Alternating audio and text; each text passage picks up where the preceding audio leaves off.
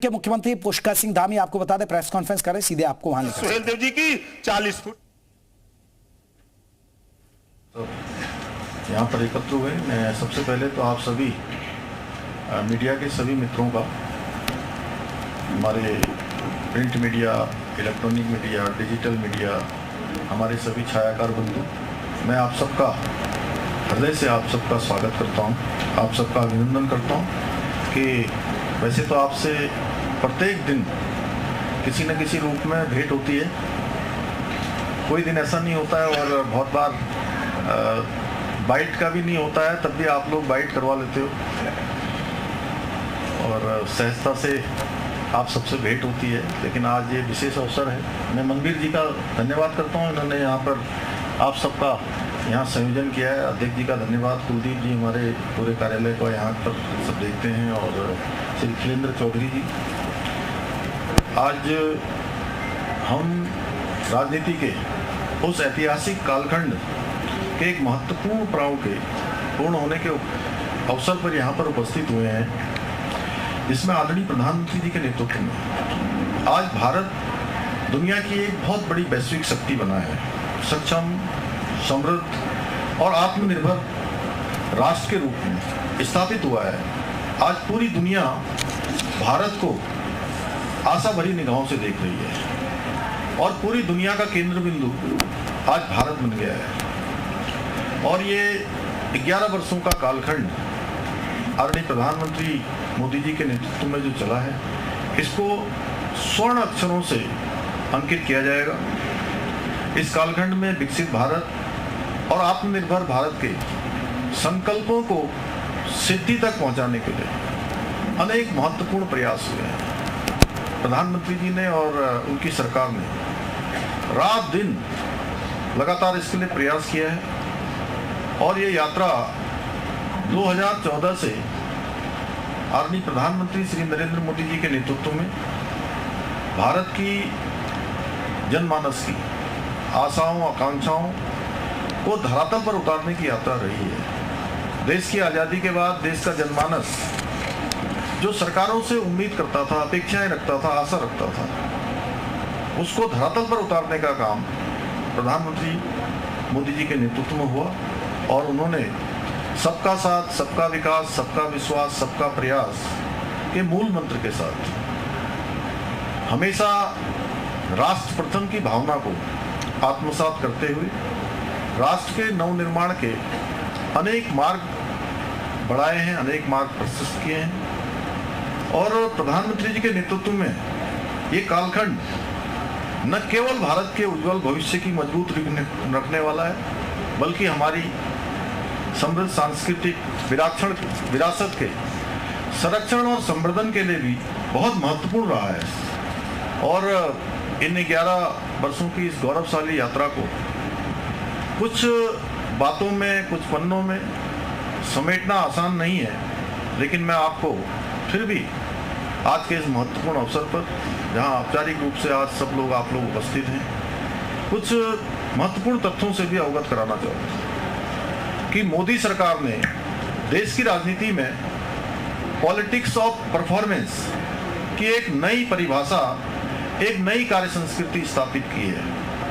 आदरणीय प्रधानमंत्री मोदी जी के नेतृत्व में अब सरकार का अर्थ बदल गया है। अब सरकार रिफॉर्म, परफॉर्म एंड ट्रांसफॉर्म की भावना से संचालित होती है, जिसमें जन भागीदारी शासन की आत्मा बन चुकी है। 2014 से पहले का भारत हम सबके स्मरण में होगा, जो बहुत छोटे होंगे आप में से, जिनकी आयु 10 साल के आसपास की होगी, तो 2014 में जो 10 साल के होंगे, अब वो कितने के हो गए होंगे? 25 के। तो 10 साल के बालक को बहुत सारी जानकारियां नहीं होती हैं, तो इसलिए तो हाँ, तो इसमें से बहुत सारे ऐसे भी होंगे हमारे नवयुवक जिन्होंने पहले की सरकारों का बहुत अच्छे प्रकार से विश्लेषण नहीं किया होगा। तो मैं आपके सामने इसलिए रख रहा हूँ, ये बड़ा महत्वपूर्ण तथ्य है कि उन सालों में क्या होता था। 2014 से पहले घपलों की सरकार, घोटालों की सरकार, भ्रष्टाचार की सरकार, तुष्टिकरण की बातें सामने आती थी। लेकिन अब ये परिभाषा भी बदल गई है। अब विकास है, इनोवेशन, नवाचार है और आविष्कार, इस प्रकार की बातें आज हो रही हैं। पहले सरकारी योजनाओं की जो बात होती थी तो बिचौलिए बीच में आ जाते थे, पैसे खा जाते थे, और अब डायरेक्ट बेनिफिट के माध्यम से सीधे अगर 1 रुपया दिल्ली से भेजा जाता है तो सीधे बेनिफिशियरी के अकाउंट में पूरा का पूरा 1 रुपया पहुंचता है। पहले इलाज के लिए सोचना पड़ता था।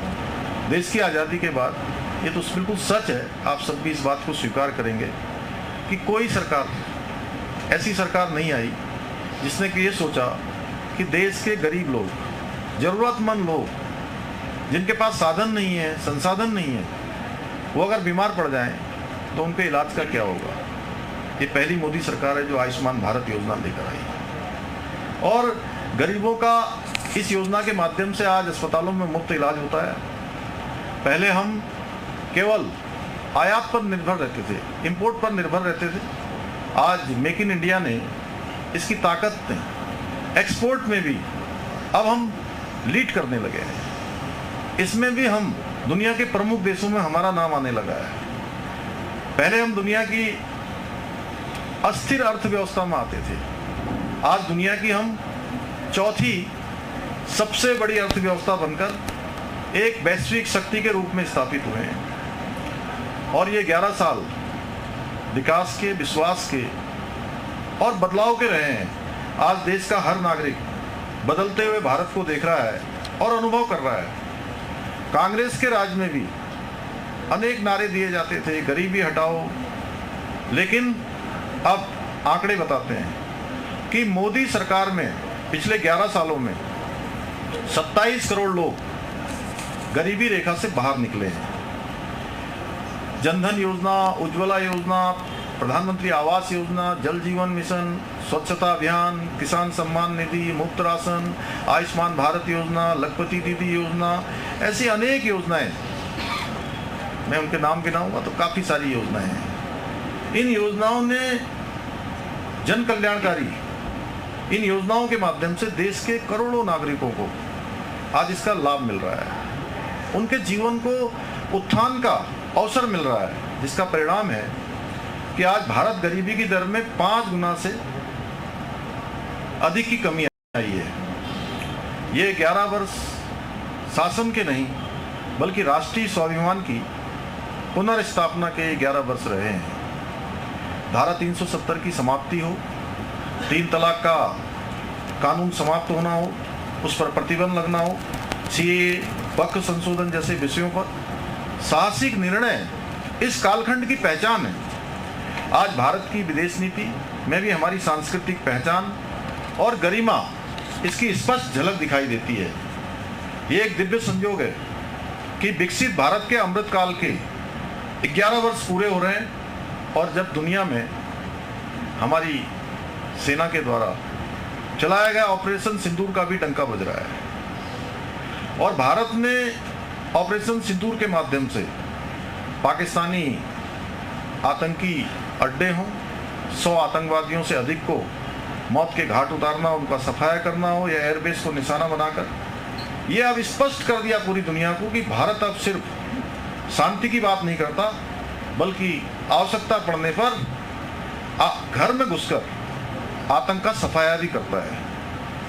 आदरणीय प्रधानमंत्री जी ने पाकिस्तान को स्पष्ट संदेश दिया कि आतंकवाद, खून और पानी दोनों एक साथ नहीं बह सकते, एक साथ नहीं चल सकते, यानी कि खून और पानी का प्रभाव एक साथ नहीं हो सकता। उन्होंने ये भी साफ कर दिया कि भारत की धरती पर कोई आतंकी हमला होगा तो अब उसे युद्ध की कार्रवाई माना जाएगा। ये संदेश न केवल पाकिस्तान को था बल्कि पूरे विश्व को कि अब नया भारत अपनी संप्रभुता से किसी प्रकार का कोई समझौता नहीं करेगा।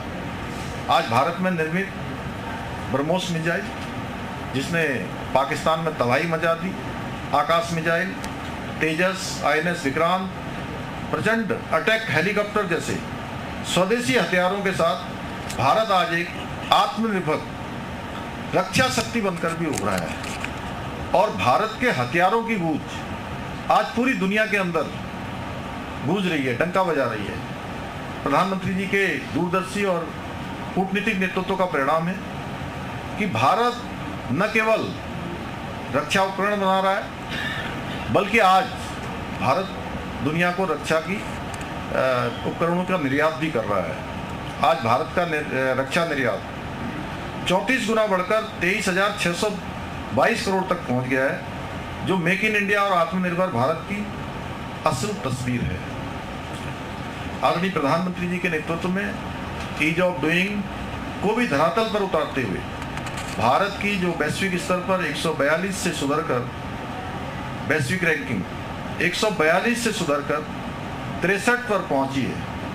मध्यम वर्ग को राहत देना भाजपा सरकार की प्राथमिकता रही है। इसका प्रमाण है कि नई कर व्यवस्था में जो अभी सामान्य बजट हमारा प्रस्तुत हुआ था, उसमें 12.75 लाख रुपए तक की आय को टैक्स में छूट दी गई है।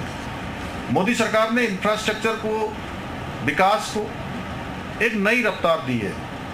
चाहे अभी कुछ ही दिनों पहले प्रधानमंत्री जी के द्वारा लोकार्पित चिनाब ब्रिज हो, महाराष्ट्र की बधावन पोर्ट परियोजना हो, रामेश्वरम में भारत का पहला वर्टिकल लिफ्ट पंबन पुल हो, या देश भर में आज एक्सप्रेस वे बन रहे हैं, हाईवे बन रहे हैं, एलिवेटेड रोड बन रहे हैं, जिसका एक उदाहरण हमारे सामने है।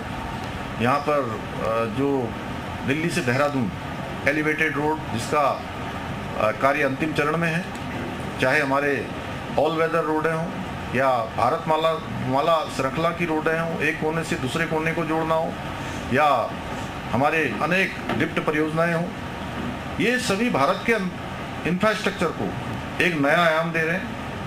आज मोदी सरकार में 99% गांव सड़क कनेक्टिविटी से जुड़ चुके हैं और देश में प्रतिदिन 34 किलोमीटर हाईवे का निर्माण हो रहा है। और इन 11 वर्षों में रेलवे बजट 9 गुना तक बढ़ाया गया है। 136 वंदे भारत ट्रेनें चल रही हैं, 103 अमृत भारत स्टेशन पुनर्निर्मित किए गए। आदरणीय प्रधानमंत्री जी का संकल्प है कि हवाई सफर देश के आम नागरिक के लिए किफायती बनना है। इसके लिए उड़ान योजना के तहत जहां एक और हवाई अड्डों की संख्या में अभूतपूर्व वृद्धि हुई है, वहीं आम आदमी के लिए हवाई सफर सस्ता हुआ है। हमारे राज्य में भी आज अनेक हेली सेवाएं भी इन स्कीमों में चल रही हैं। कुछ स्कीमें केंद्र की हैं, कुछ राज्य की हैं। हमारे यहीं देहरादून से आज पूरी दुनिया के लिए, पूरे भारतवर्ष के लिए आज लगभग 60 के लगभग प्रमुख शहरों के लिए यहाँ से उड़ानें भरी जा रही हैं। हेली सेवाएं हम राज्य के प्रत्येक जनपद में, प्रत्येक डेस्टिनेशन पर चलाने के लिए प्रतिबद्ध है। उसमें से अभी काफ़ी सारे स्थानों पर हेली सेवा हमारी प्रारंभ हो चुकी है। यही नहीं, आज मातृशक्ति के कल्याण की दिशा में भी अनेक कार्य किए जा रहे हैं। भूतो न भविष्य की, चाहे वो नारी शक्ति बंधन विधेयक लोकसभा में पास करना हो, लोकसभा विधानसभा में महिलाओं को 33% का आरक्षण मिलने का मार्ग प्रशस्त हुआ है। 3 तलाक खत्म किया गया है। लखपति दीदी, मुद्रा योजना, प्रधानमंत्री मातृत्व बंधन योजना के माध्यम से महिला सशक्तिकरण की दिशा में नारी को नारायणी मानकर काम किया जा रहा है। यही नहीं, आज देश में एम्स की संख्या बढ़कर 23 हो गई है। 8 नए IIM, 7 नए IIT, 490 नई यूनिवर्सिटी स्थापित की गई हैं। युवाओं में कौशल विकास के लिए प्रधानमंत्री कौशल विकास योजना के तहत 16 करोड़ युवाओं को ट्रेनिंग मिली है। आज स्टार्टअप इंडिया ने भारत को दुनिया का तीसरा बड़ा स्टार्टअप इकोसिस्टम बनाया है। 1.6 लाख से ज़्यादा स्टार्टअप्स ने 17.6 लाख से अधिक नौकरियां भी सर्जित की हैं। इतना रोजगार भी सर्जित हुआ है। आज भारत में विकास के इतने कार्य किए जा रहे हैं कि मैं यहाँ पर गिनाने लगूँ तो सच में सुबह से शाम हो जाएगी और उपलब्धियाँ समाप्त नहीं होंगी। मुझे पूरा विश्वास है कि आदरणीय प्रधानमंत्री जी के इस कार्यकाल में भारत न केवल विश्व की तीसरी सबसे बड़ी अर्थव्यवस्था बनने का हमको गौरव प्राप्त होगा, बल्कि एक आत्मनिर्भर महाशक्ति के रूप में भी वैश्विक पटल पर भी स्थापित होगा। मित्रों, अब वो दिन दूर नहीं जब अपने जीवन काल में हम सभी अपने जीवन काल में भारत को एक विकसित भारत के रूप में देखेंगे। एक विकसित भारत कैसा होगा उसकी कल्पना आज ही हमारे दिल में होनी चाहिए, हमारे मन में होनी चाहिए, हमारे विचारों में होनी चाहिए, जिसका संकल्प प्रधानमंत्री जी ने लिया है। और मैं अभी एक कार्यक्रम में आ रहा हूँ तो वहाँ मुझसे विकसित उत्तराखंड के बारे में उन्होंने पूछा। मैंने कहा विकसित भारत तभी बनेगा जब विकसित उत्तराखंड बनेगा, और विकसित उत्तराखंड तभी बनेगा जब उत्तराखंड का प्रत्येक जनपद, प्रत्येक विकासखंड, प्रत्येक तहसील, प्रत्येक न्याय पंचायत और प्रत्येक ग्राम पंचायत विकसित बनेगी। तो विकसित भारत का संकल्प हम सबको प्रधानमंत्री जी के नेतृत्व में पूरा करना है। इसी विश्वास के साथ पुनः आप सभी का आभार व्यक्त करता हूँ, आप सबका धन्यवाद करता हूँ कि आप लोग यहाँ पर आए और आप सबने हमारे विचारों को यहाँ सुना है। अच्छा, आज ये कह रहे हैं अभय कंतरा जी का जन्मदिन भी है, तो इनको भी बधाई हो, हैं? बहुत मेरी शुभकामनाएं। तो सबका बहुत बहुत धन्यवाद। और मैंने जो है, और कोई अगर कुछ पूछना चाहते हैं तो हाँ, लेकिन इसी से संबंधित पूछना है। रामानुज जी, अन्य विषय पर मत जाना आज कोई, है ना? सीएम साहब, वो बाद में, वो बाद में मनीष। सीएम साहब, चूंकि जो केंद्र सरकार की योजनाएं की वो तो है ही है, लेकिन विपक्ष की एक चिंता भी है कि प्रदेश में बड़ी योजनाएं कौन कौन सी है, वो विपक्ष इसको जानना चाह रहा है। तो प्रदेश में किस तरह का विकास हुआ? प्रदेश में देखिए, एक के बाद एक योजनाएं, सब योजनाएं हमारी जगह डबल इंजन है, और डबल इंजन को सेपरेट नहीं किया जा सकता। रामानुज भाई, पहली बात, डबल इंजन जनता ने चुना है, डबल इंजन को यहाँ के लोगों ने अपना आशीर्वाद दिया है। तो दोनों सरकारें मिलकर अनेक योजनाएं कर रही हैं। अगर मैं योजनाएं गिनाने लगूंगा तो बहुत सारी हैं। जैसे देहरादून में ही हम अभी ऑल वेदर रोडों का साथ साथ यहाँ पर एलिवेटेड के साथ साथ रिस्पना बिंदाल इसकी कार्य योजना पर काम कर रहे हैं। हम ऋषिकेश, हरिद्वार, शारदा रिवर फ्रंट पर काम कर रहे हैं। हरिपुर, कालसी में हम अनेक धार्मिक स्थल हम जो है स्थापित कर रहे हैं। हमारे जो यमुनोत्री क्षेत्र में है वहाँ के मास्टर प्लान पर काम कर रहे हैं। अनेक धार्मिक स्थल हमारे, चाहे वो केदारखंड में हो, चाहे हमारे जो है मानस खंड में हो, उनको आगे बढ़ा रहे हैं। शारदा घाट बना रहे हैं, शारदा रिवर फ्रंट हम बना रहे हैं। अनेक योजनाएं हम अभी इसमें इन्वेस्टर समिट हमने आयोजित किया था, जिसमें हमारा 90,000 करोड़ की ग्राउंडिंग पर हमारा काम हो रहा है। अनेक हमने नए नए यहाँ कानून बनाए हैं, एक के बाद एक कानून बनाए। समान नागरिक संहिता का कानून हमने बनाकर देश में पहला राज्य होने का गौरव हमको प्राप्त हुआ है। नकल का कानून हमने यहाँ बनाया है, जो लागू होने के बाद 23,000 नौकरियाँ बिना किसी नकल के संचालित हुई हैं। आप सब भी अगर अपने दिल पर हाथ रखकर देखेंगे बिना किसी उसके, तो आपको लगेगा कि ये कितना पुनीत काम हुआ है। कि उन माता पिता से पूछिए जिनके बेटे और बेटियाँ गरीबी की हालत में परीक्षाओं में भाग लेती थी, फॉर्म भरने के पैसे तक उनके पास नहीं होते थे, वो किस प्रकार से अपने बच्चों को पढ़ाई करवाते थे, कैसे देहरादून में रखते थे, कैसे अन्य शहरों में रखते थे। लेकिन जब परीक्षा का रिजल्ट आता था तो उनका चयन नहीं होता था, नकल माफिया हावी होते थे। ऐसे और भी अनेक काम हमने राज्य में यहाँ पर मिशन एप्पल शुरू किया है, मिशन कीवी शुरू किया है। हॉर्टिकल्चर में हम जो है पॉली हाउस बनाने की योजना लेकर आए हैं। मैं योजनाओं गिनाऊंगा तो अनेक योजनाएं हैं भाई, और बड़ी बड़ी योजनाएं हमारी डबल इंजन की सरकार में जो चल रही हैं। ऋषिकेश कर्णप्रयाग रेल योजना है, और इसके साथ 4 धाम ऑल वेदर रोड हैं जो 12,000 करोड़ से अधिक की परियोजना पर काम हो रहा है। दिल्ली देहरादून हमारा जो एलिवेटेड सड़क है उसका काम चल रहा है। नेशनल ग्रीन कॉरिडोर टनकपुर से लिटुलोक नेशनल हाईवे है हमारा। यहीं देहरादून का एयरपोर्ट इतना विस्तार रूप लिया है कि आज पूरे भारतवर्ष के लिए और आने वाले समय में हम उसके पूरे दुनिया के लिए जो है कि अंतर्राष्ट्रीय हवाई अड्डा बने, उस पर हम काम कर रहे हैं। हमारे रोपवे अभी जो स्वीकृत हुए हैं वो भारतवर्ष का एक सबसे ऐसे भौगोलिक परिस्थिति का रोपवे होगा जो केदारखंड और हेमकुंड साहब का हमारा रोपवे उसकी स्वीकृति हमको मिली है। इसके अतिरिक्त 52 और स्थानों पर अभी डबल इंजन की सरकार में हम रोपवे बनाने पर काम कर रहे हैं। अब आप कहेंगे 5 गिनाओ, 2 गिनाओ, 4 गिनाओ, मैं आपको 200 गिना दूंगा।